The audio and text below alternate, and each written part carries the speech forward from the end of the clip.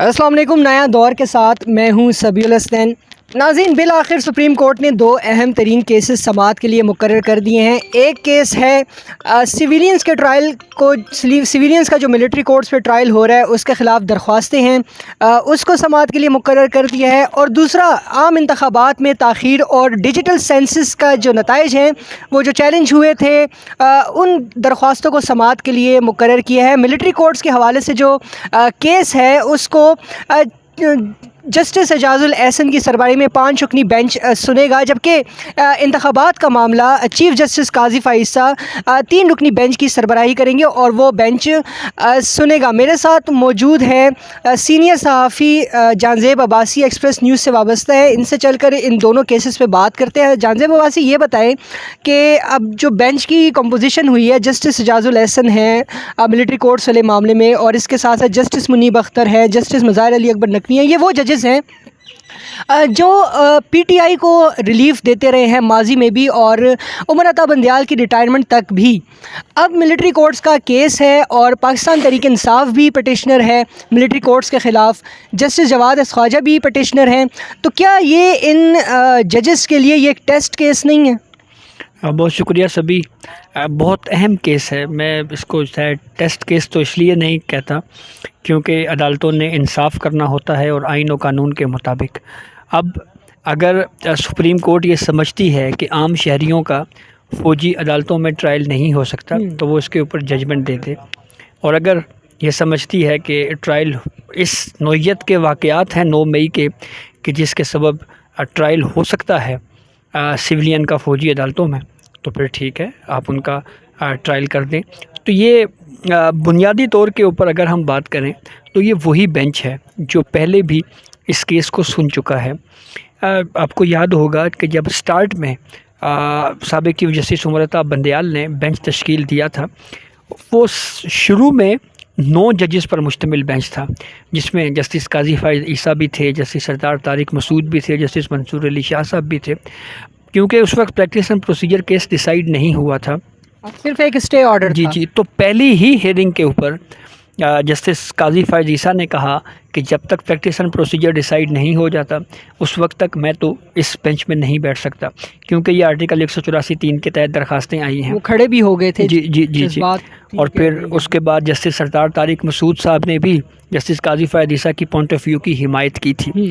بعد کی پروسیڈنگ میں کیونکہ جسٹس منصور علی شاہ اس بینچ میں بیٹھنا چاہ رہے تھے، لیکن وفاقی حکومت نے اعتراض کر دیا کہ ایک درخواست گزار سابق چیف جسٹس جواد خواجہ کے ساتھ رشتہ داری ہے جسٹس منصور علی شاہ کی، اس لیے وہ اس بینچ میں نہ بیٹھے، اور یوں یہ 3 ججز جب اس بینچ سے وقتاً فوقتاً الگ ہوئے تو یہ بینچ رہ گیا 6 رکنی۔ اب عمر عطا بندیال صاحب بھی اس پہ ریٹائر ہو چکے ہیں تو پیچھے بچ گئے تھے 5 جج، تو ان 5 ججوں میں جو موسٹ سینئر جج ہیں وہ جسٹس اعجاز الاحسن ہیں، مستقبل میں چیف جسٹس بھی بنیں گے، تو ان کی سربراہی میں اب یہ 5 رکنی بینچ کیس کو کنٹینیو کرے گا۔ ویسے ہی یہ پارٹ ہیڈ میٹر ہے، یعنی پہلے اس کیس کی بہت حد تک بہت حد تک اس کیس کی سماعت ہو چکی ہے، آرگیومنٹس ہو چکے ہیں، اس کے اوپر کچھ یقین دہانیاں بھی وفاقی حکومت کی جانب سے کروائی گئی تھیں۔ مثال کے طور پہ وفاقی حکومت کی جانب سے یہ کہا گیا تھا کہ کسی خاتون کا ملٹری کورٹ میں ٹرائل نہیں چلایا جائے گا۔ وفاقی حکومت کی جانب سے یہ یقین دہانی بھی کروائی گئی تھی کہ کوئی بھی جومینائل جو ہے، جو 18 سال سے کم عمر ہے، اس کا ٹرائل ملٹری کورٹ میں نہیں ہوگا۔ یہ یقین دہانی کروائی گئی تھی کہ کیپٹل پنشمنٹ نہیں دی جائے گی۔ یہ کیونکہ اس وقت اٹارنی جنرل نے کہا کہ اب تک کے ایویڈنس میں یہ چیز سامنے آئی ہے کہ جو جرم کی جو نوعیت ہے اس سے اب تک کا ایویڈنس یہی ہے کہ کیپٹل پنشمنٹ کی طرف بات نہیں جا رہی۔ پھر اس کے بعد جب کورٹ وقتاً فوقتاً سوالات پوچھتی رہی تو اس پہ وفاقی حکومت نے اٹارنی جنرل کے ذریعے یہ یقین دہانی بھی کروائی تھی کہ ان ملزمان کو فوجی عدالتوں کے فیصلوں کے خلاف اپیل کا حق ملے گا، مرضی کا وکیل کر سکیں گے، اور وہ تمام بنیادی حقوق جو کرمنل اور سول قانون میں موجود ہیں، یعنی جی یعنی مواد تک رسائی، اس کو قانون کے تحت پرکھنے کا اختیار، کہ جو شواہد اکٹھے کیے گئے ہیں کیا یہ کورٹ آف لاء میں پھر جو ہے قابل قبول ہیں یا نہیں ہیں، تو یہ تمام حقائق ان کو، یہ تمام حق ان کو دستیاب ہوں گے۔ ایک اس میں سوال ہے کہ بالکل یہ جو معاملات ہیں سبجیکٹ ٹو جوڈیشل ریویو ہیں، لیکن سب سے بڑی جو یقین دہانی کرائی تھی اس وقت اٹارنی جنرل نے، منصور عثمان نے، وہ یہ تھی کہ ابھی تک کسی سویلین کا ٹرائل نہیں ہو رہا، لیکن کل ہی ایک درخواست آئی ہے، جنید رزاق نامی شہری ہیں، ان کے بیٹے کا انہوں نے اپنی درخواست دائر کی ہے، اور ان کی درخواست کے مطابق ان کے بیٹے کا ٹرائل تو چل رہا ہے، تو کیا یہ سپریم کورٹ کی ریٹ کو انڈرمائن کرنے کے مترادف نہیں ہے کہ یہاں پہ آپ یقین دہانیاں کروا رہے ہیں اور وہاں پہ ٹرائل چل رہا ہے؟ دیکھیں، یہ ایک اعتراض تو بہرحال ان درخواست گزاران کا ہے جو اس سے متاثرہ ہیں، اور بالخصوص یہ سلمان اکرم راجہ صاحب کی جانب سے دائر کی گئی، کیونکہ وکیل وہ ہیں، آپ اس درخواست کا حوالہ دے رہے ہیں۔ تو جب یہ کیس ٹیک اپ ہوگا تو اس میں اگر یہ فیکٹس سامنے آتے ہیں تو اس میں ہمیں دیکھنا پڑے گا کہ وفاقی حکومت کا کیا موقف ہے، وفاقی حکومت اس کے اوپر کیا موقف اختیار کرتی ہے، کہ جو بات کہی جا رہی ہے، جو دعویٰ کیا جا رہا ہے کہ ٹرائل شروع ہو چکے ہیں ملٹری کورٹس میں، اگر وہ درست ہیں تو کورٹ اس کے اوپر کوئی آرڈر جاری کر سکتی ہے، اور اگر یہ دعویٰ درست ثابت نہ ہوا، اگر غلط ثابت ہوا، تو پھر اس کے اوپر پھر آگے پروسیڈنگ آگے بڑھے گی۔ تو یہ اب تو یہ کورٹ کے اوپر ہے۔ سب سے پہلے تو سلمان اکرم راجہ صاحب نے جو درخواست دی ہے، اب اس پہ کورٹ کے علم میں ان کو یہ بات لانی چاہیے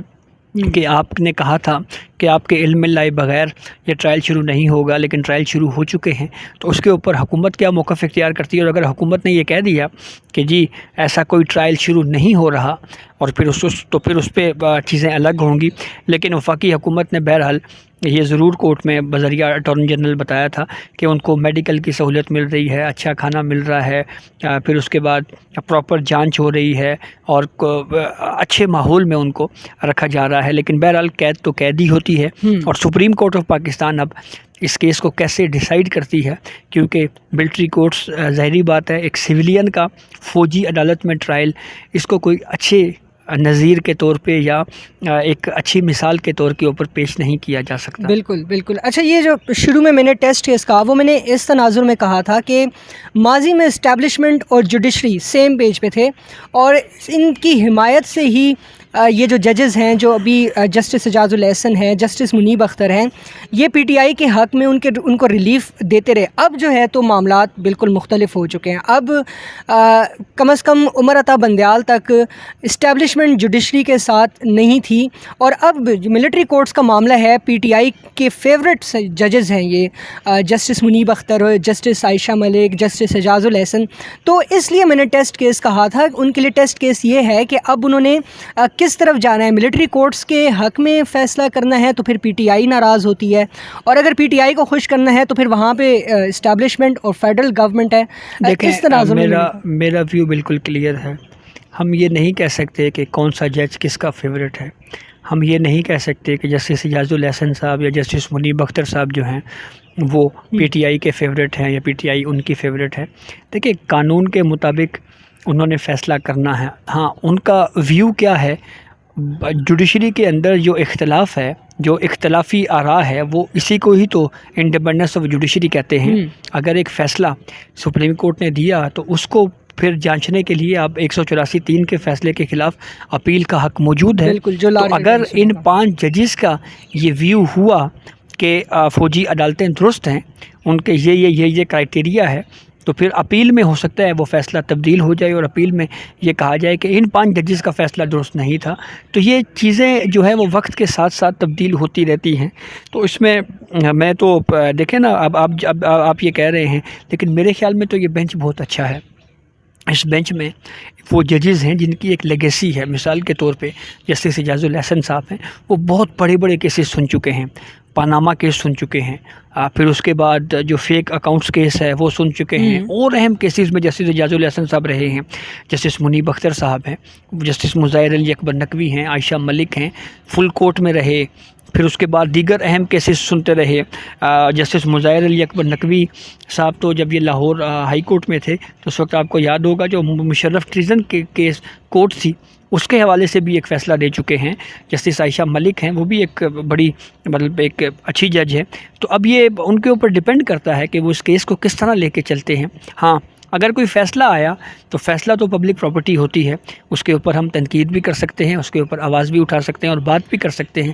کہ اس فیصلے میں یہ غلطیاں ہیں، ایسے نہیں ہونا چاہیے تھا۔ تو مجھے تو یہ یقین ہے کہ یہ جسٹس اعجاز الاحسن صاحب کی سربراہی میں جو بینچ ہے یہ کوئی بہت اہم فیصلہ کرے گا، اور جو بات جس طرف آپ اشارہ کر رہے ہیں کہ شاید پی ٹی آئی کو ریلیف نہ ملے، مجھے نہیں لگتا کہ اس طرح کی کوئی صورتحال پیدا ہو سکتی ہے۔ ٹھیک، لیکن میری رائے، جو میری ریڈنگ ہے، ملٹری کورٹس کے حوالے سے تحریک انصاف کو ریلیف جو ہے وہ جسٹس منصور علی شاہ سے، جسٹس عطر من اللہ سے، جسٹس قاضی فائصہ سے مل سکتا ہے۔ ان ججز سے اتنی کوئی توقعات، یہ میری ریڈنگ ہے، نہیں ہے۔ بہرحال قانون کے مطابق ہی، قانون اور آئین کے مطابق ہی فیصلہ۔ اچھا، اب آ جاتے ہیں الیکشن والے معاملے پہ۔ ان جو الیکشن اور ڈیجیٹل سینسس کے جو نتائج ہیں ان کو چیلنج کیا، ان کی پہلی دفعہ سماعت ہوگی، آپ کیسے دیکھتے ہیں کیا ہونے جا رہا ہے؟ پہلی دو کیسز ہیں، ایک کیس یہ ہے جس میں ڈیجیٹل مردم شماری کی بنیاد کے اوپر نیا سینسس کے روشنی میں حلقہ بندیوں ہوئیں، اور ان حلقہ بندیوں کے تناظر میں الیکشن کمیشن نے یہ کہا کہ یہ الیکشن جو ہے وہ ڈیلے ہو رہا ہے، وجہ الیکشن کمیشن نے یہ بتائی۔ پھر ایک پٹیشن ہے سردار کاشف نامی ایک درخواست گزار کی جو عمر عطا بندیال صاحب کے دور میں آئی تھی، اور اس میں یہ کہا گیا تھا کہ پورے ملک میں جو الیکشنز ہیں وہ ایک ہی دن ہونے چاہیے۔ یہ دونوں درخواستیں ایک سوار کو لگی ہوئی ہے سماعت کے لیے اور ایک منگل کو۔ چیف جسٹس قاضی فائزہ، جسٹس عطر من اللہ اور جسٹس امین الدین، ان پر مشتمل یہ بینچ ان کیسز کے اوپر سماعت کرے گا۔ یہ کیسز بھی بہت اہمیت کے حامل ہیں، اور اس کی وجہ یہ ہے، آپ کو یاد ہوگا کہ ایک طویل وقت تک یہ جھگڑا رہا کہ صدر مملکت جو ہیں وہ تاریخ کیوں نہیں دے رہے، ان کو عام انتخابات کی تاریخ کا اعلان کرنا چاہیے۔ اس کے اوپر پاکستان تحریک انصاف بھی جو ہے وہ ناراض رہی۔ ایک پٹیشن جو پاکستان تحریک انصاف نے سپریم کورٹ میں جمع کروائی، اس میں صدر مملکت کے بارے میں لکھا کہ صدر مملکت اپنی آئینی ذمہ داری ادا کرنے میں ناکام رہے ہیں۔ دوسری جانب لاء میں امینڈ کر کے تاریخ دینے کا اختیار الیکشن ایکٹ کے تحت الیکشن کمیشن کو دے دیا گیا۔ تو یہ کیس بھی اب سپریم کورٹ نے اس کو جانچنا ہے، دیکھنا ہے کہ کیا ہم اس پہ کیا کر سکتے ہیں۔ اور سب سے پہلے تو جب یہ نوٹس ہوں گے تو میرے خیال میں سب سے پہلا جو پوائنٹ آف ویو لیا جائے گا وہ الیکشن کمیشن آف پاکستان سے لیا جائے گا کہ الیکشن کمیشن کی کیا سٹینڈنگ ہے، ان کا کیا ویو ہے، اور پھر اس کے بعد فیصلہ کیا جائے گا۔ اور اس کے ساتھ ساتھ لاہور ہائی کورٹ میں بھی ایک کیس جو ہے وہ آلریڈی اسی حوالے سے سننے میں آ رہا ہے، کوئی میڈیا رپورٹس بھی ہم نے دیکھی کہ کوئی کیس پینڈنگ ہے اور اس کے اوپر بھی کوئی ہیئرنگ ہو رہی ہے۔ تو ایسی صورتحال میں کیا سپریم کورٹ اس کیس کو کنٹینیو کر پائے گی؟ یہ بہت اہم کیس ہوگا۔ لیکن بہرحال ملک میں عام انتخابات تو ہونے ہیں، اور میرے خیال میں جو میرا ویو ہے، شاید یہ اختیار سپریم کورٹ تسلیم کرے گی کہ یہ الیکشن کمیشن کا اختیار ہے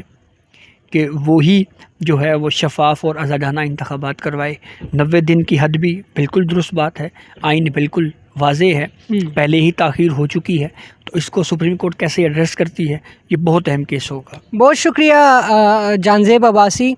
ناظرین، یہ جو الیکشن کا معاملہ ہے اس میں سب سے پہلے تو کونسل آف کامن انٹرسٹ کے جو ڈیسیجن ہیں وہ اس کو چیلنج کیا جا سکتا ہے یا نہیں، اس پہ بات ہوگی، اور پھر اس کے بعد اختیار کس کا ہے تاریخ دینے کا، یہ آئینی معاملہ جو ہے تو اس پہ بات ہوگی۔ لیکن اس کیس کا جو فیٹ ہے وہ میرے خیال سے جو پولیٹیکل لینڈسکیپ ہے، پولیٹیکل سینیریو ہے، وہی ڈیسائیڈ کرے گا۔ فی الوقت کے لیے اتنا ہی، اللہ حافظ۔